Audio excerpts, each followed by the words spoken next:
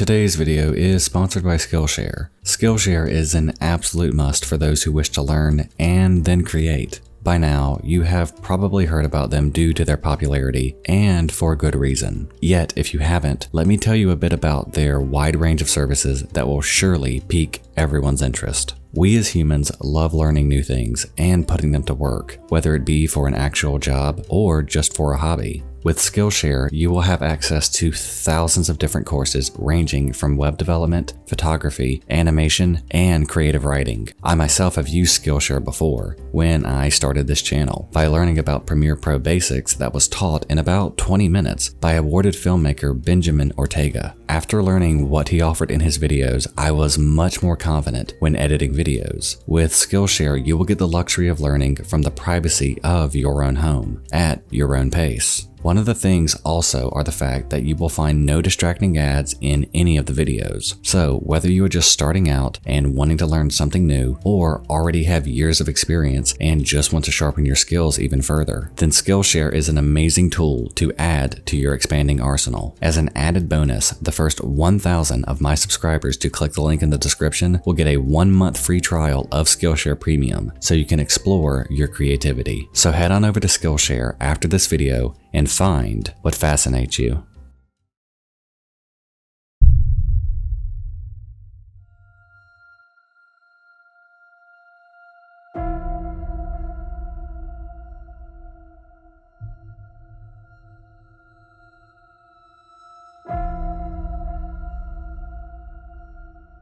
On December 30th, 2000, a crime would take place that would leave the entire country of Japan and much of the world both shocked and saddened at not only the lives lost, but at the means in which they were.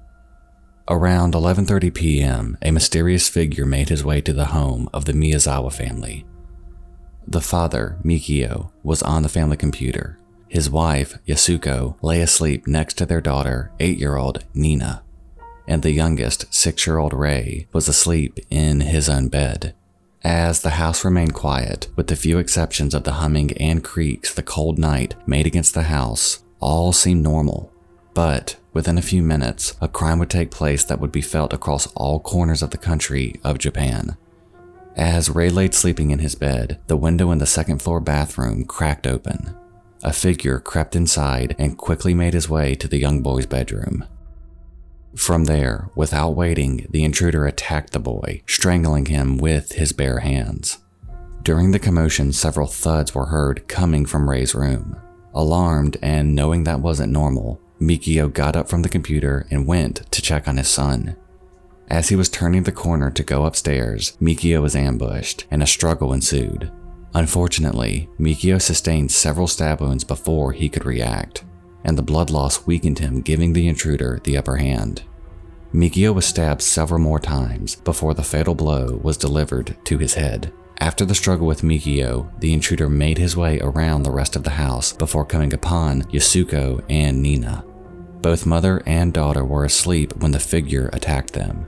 Yasuko managed to fight back and grab Nina to make their way downstairs.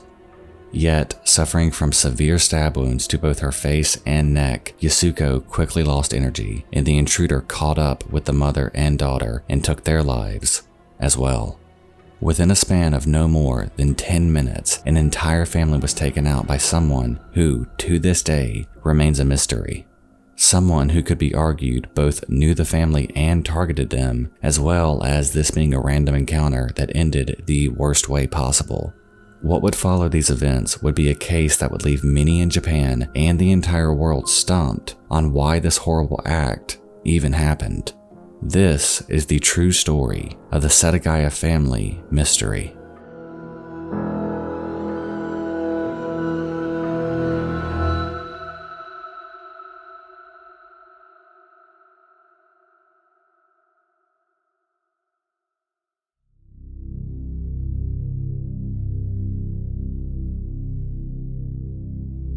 Around 10 a.m. the following morning, Mikio's mother, Setsuko, arrived at the family home to check in on them. Being that she lived very close, the walk from her house to that of her son's took less than 3 minutes. When Setsuko arrived, she was met with a scene that no mother or grandmother would ever want to see. Seeing the bodies of both her daughter-in-law, son, and grandchildren sent her into a panic, running out of the house and screaming for help. At 10:56 a.m., a phone call was made by a family member to the police. When police first arrived on the scene, they were made aware of what laid inside the house, but nobody expected what would be discovered once the scene was sealed off. As detectives and police officers searched the house, one of the first things that stood out was a number of items that had been left behind that didn't belong to anyone in the family and were assumed to be from the suspect. The list of things left behind were a knife, a hip bag, gloves, shoes, 2 handkerchiefs, a sweater, a scarf, a jacket, and a hat. There are some important details on those clothing items that I will come back to later on in this video. Presumably, the killer changed his clothes after the attack, and it can only be assumed this was due to his clothes having blood on them, which, given that he stabbed 3 of the 4 family members, isn't exactly far-fetched to consider. Police also discovered when searching the house that the killer wasn't in a rush to leave after the crime. Instead, he made his way to the kitchen where he ate several cups of ice cream and drank tea from the fridge.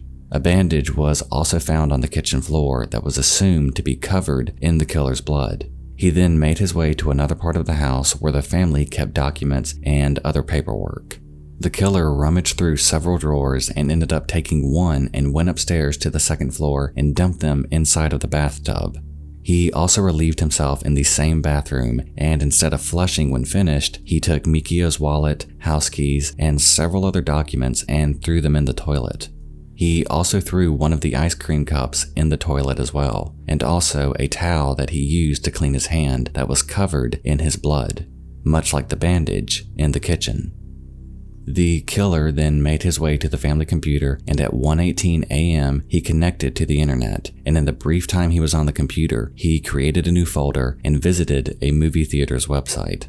There was a widely known theory that related to the computer, and that it was used again by the killer at around 10 a.m. the following morning, which would have been a very narrow window since Setsuko arrived at the home around the same time. It was discovered in 2014 that it was Setsuko herself that caused the computer to be in use at 10 a.m. Due to her abruptly leaving the house, police believe that she ran into the computer desk, which moved the mouse and caused the computer to wake up. Police in fact recreated this with the same model computer that was in the family home, and it worked every time. This cleared up the thought that the killer stayed in the house overnight and left shortly before Setsuko arrived. Nobody can actually pinpoint the exact time that the killer left, but it is believed to be anywhere between the hours of 1:30 in the morning to 10 o'clock in the morning. And with the time gap that large, with no witness sightings, and for the house to be somewhat remote, it made the entire case that much more difficult to obtain any lead. Yet, police seemed to have in front of them more than they could ask for when it came to identifying the suspect. They in fact had his clothes, DNA, and a rough timeline of the night's events. Both his blood, saliva, and feces were left at the scene of the crime, and with that, you'd think this would be a pretty open and shut case. Unfortunately, even with all of this evidence, police would be no closer to identifying that who was responsible. When it came to examining the outside of the house, police quickly noticed that the second floor bathroom window was open, and that the screen was on the ground directly below it. This, to many, was the obvious point of entry for the intruder. But what stood out as odd to some investigators was the lack of any evidence on the window frame. This was due to 2 different reasons. The first being that when examining the clothes the suspect left behind, there were no signs of wear on the clothing. And the second was that no linen fibers were found on the window itself, the frame, or even the floor directly beneath the window in the bathroom. If the suspect did enter through this window, and I'm not saying that he didn't, you would think that some clothing fibers would have been left behind. This isn't impossible, granted, but still, with as reckless as he was both during and after the crime, a subtle entry doesn't really seem like it fits. The shoe impressions police found outside under the window matched with those found inside of the house, but some have argued that the window wasn't even used as a means of entry. Rather, it was used as a means of escape. If that is the case, then could the killer have walked right in the front door?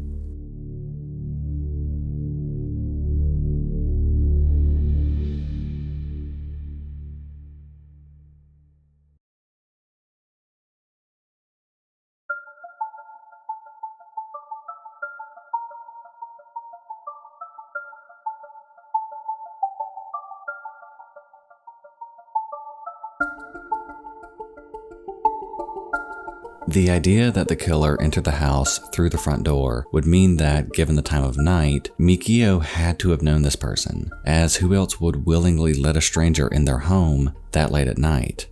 The reason some investigators believe the front door theory is from the footprints on the staircase.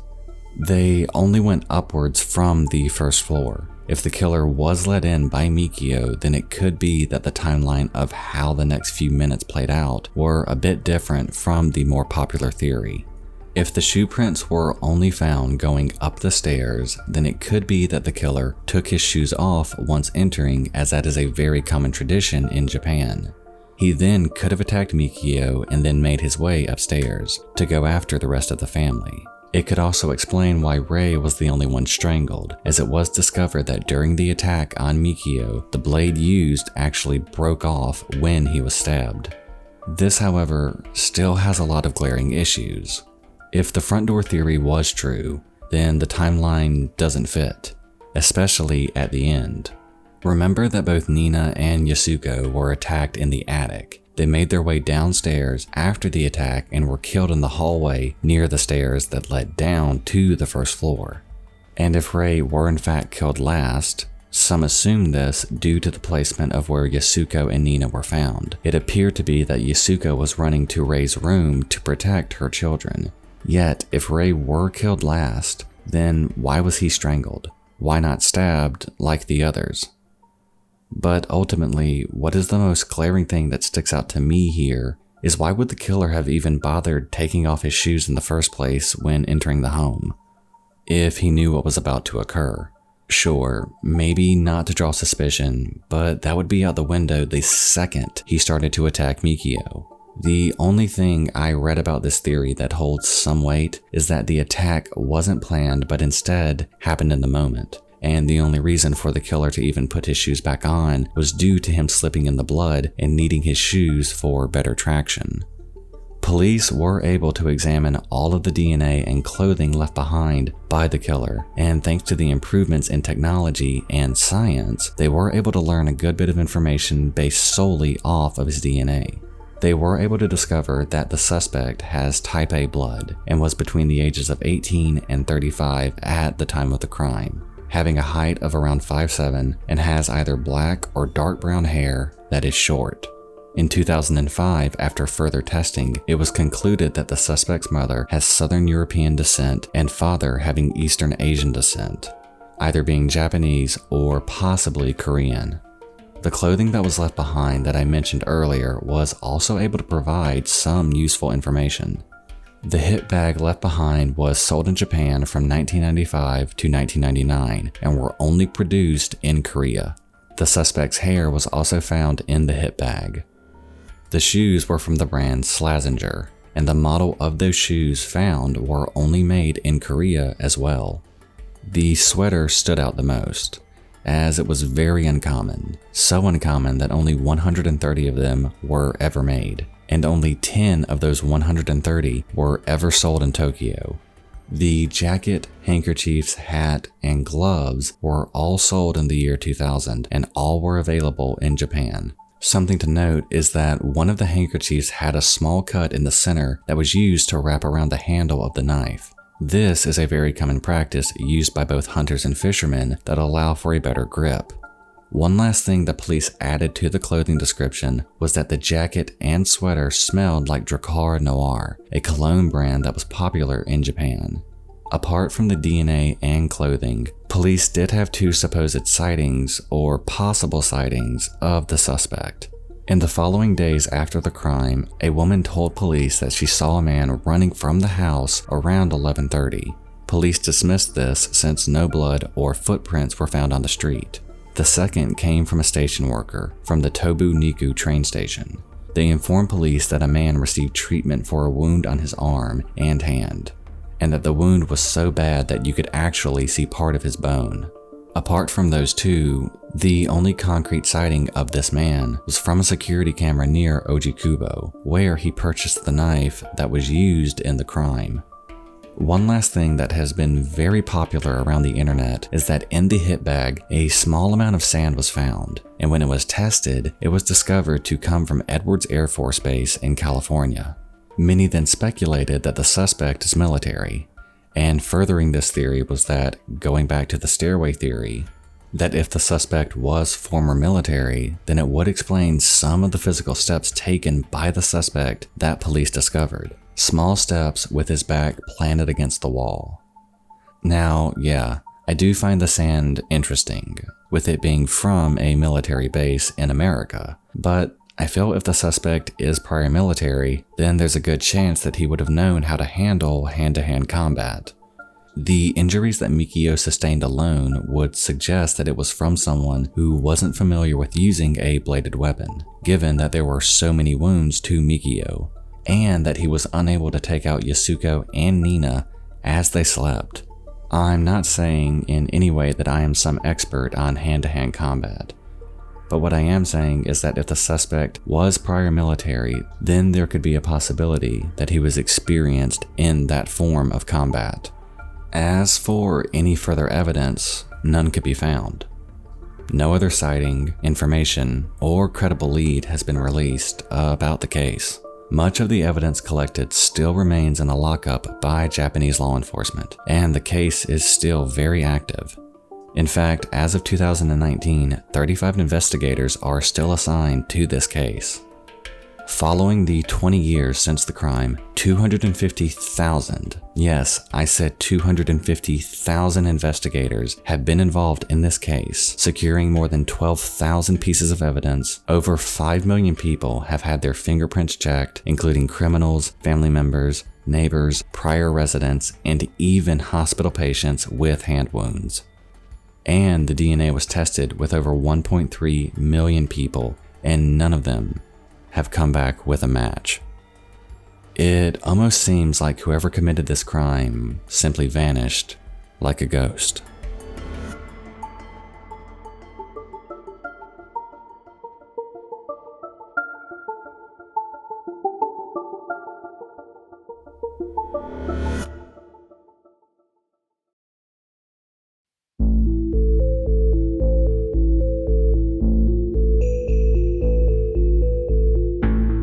This would normally be the part where I started going into theories and naming potential suspects, but honestly, there aren't any. The theories on this case are pure speculation, and nothing I have read stands out as being likely. The few I did come across that a lot of people have talked about are that there was a skate park near the Setagaya home, and that Mikio had several verbal altercations with some of the skaters. But even though Mikio argued with them, doesn't really seem to add up or give them motive to kill the entire family. Even when you look at the crime scene, a lot of possible motives lose steam. An example being that some money was taken, yet money was still in Yasuko's purse, and obviously the suspect wasn't in a rush to leave given what he did after the attacks. So if it were a robbery gone wrong type scenario, then why stick around? Statistically, most robberies happen during the afternoon when most people are at work or school.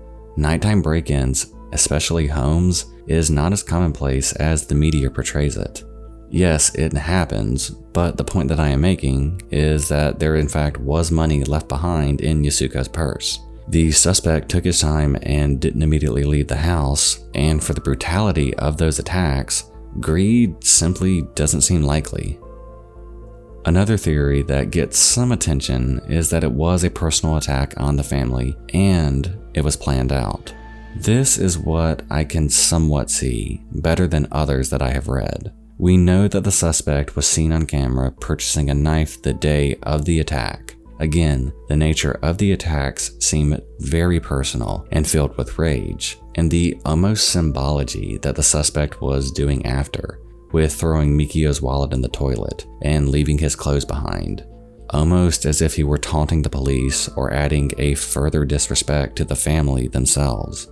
And if this was a personal attack, then why didn't he go after Mikio's mother, who was literally next door? Why not take his time hurting the family instead of it being a frenzy attack?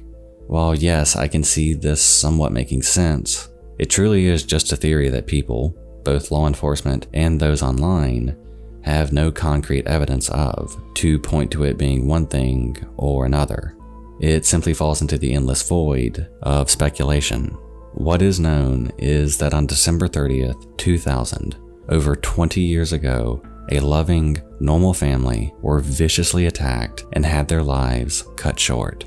The nature of the crime and the aftermath that it has had on both those involved and the country of Japan will continue to be felt until this violent crime is, if ever, finally solved.